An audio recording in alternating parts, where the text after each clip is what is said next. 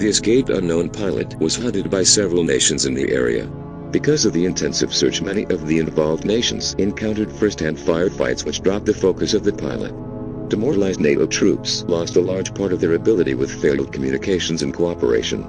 The pilot managed to slip through NATO-controlled areas without any problems.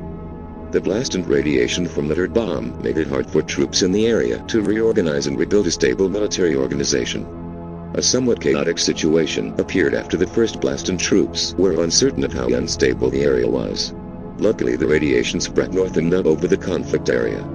The pilot managed to flee over water with the cover of darkness. He is believed to be located somewhere on the islands. No one really knows why he escaped to the remote island areas. Some suspect that the black box and the code for the bomb is located and hidden up there somewhere. The pilot is still not found. Swedish marine units managed to hold the marine areas in the southern parts of the conflict zone. Nevertheless, the area was highly patrolled by enemy troops with smaller patrol boats, which made it difficult for the Swedish marine units to conduct their missions. Swedish coastal rangers never made it to the area again after their massive personnel loss. It is believed that the Coastal Ranger Regiment is reorganizing for a counterattack in the area. Swedish ranger units formed attacks on several enemy locations in the area. Demolition missions disorientated and confused the enemy, leading to the belief that the resistance was larger than expected.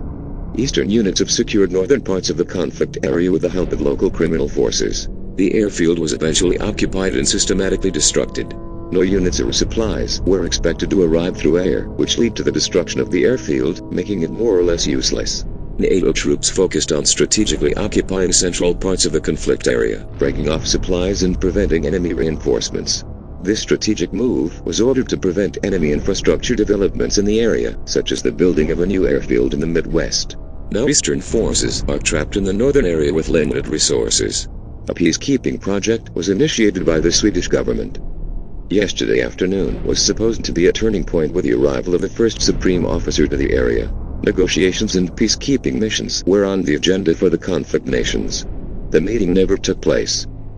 The Swedish Supreme Commander mysteriously disappeared in the area and never arrived to the meeting. The ceasefire never stood a chance when negotiating nations backed up the meeting by show force. On their arrival at the site, 3 executed men were found. It didn't take long before commanding officers realized that the situation was hopeless and out of their hands. The tension soon broke the ceasefire and blew an even bigger hole in the peacekeeping project. All media on site fell as victims to the brutal conflict. No footage made it out of the area. The whole situation leaves a big question mark, with conspiracy theories spreading all over the zone, now even amongst civilians. It is clear that outside forces are fueling this conflict with any means to keep it going, preventing troops from succeeding.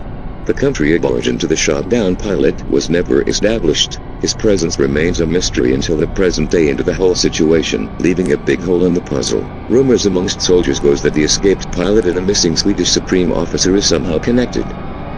So far, the conflict is left with one missing pilot, a mysteriously disappeared Swedish supreme officer, scattered troops, and a ticking bomb with rising military forces and escalated brute force. It is believed that the darkest hour hasn't been reached yet. The conflict continues.